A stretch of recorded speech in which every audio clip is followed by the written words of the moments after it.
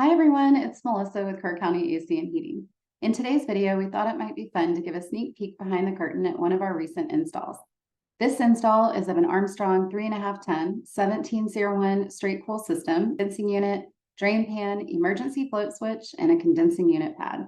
This particular unit was installed on top of the roof, making the install a little bit of a challenge for our installing team. Take a look as we start in the attic.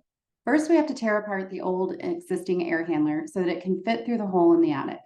Next, we take apart the new air handler so it can fit through the hole to get it up there in the attic where it will be reassembled once inside. From there, we see Ryan brazing the copper line set while Kyle is wiring the high and low voltage.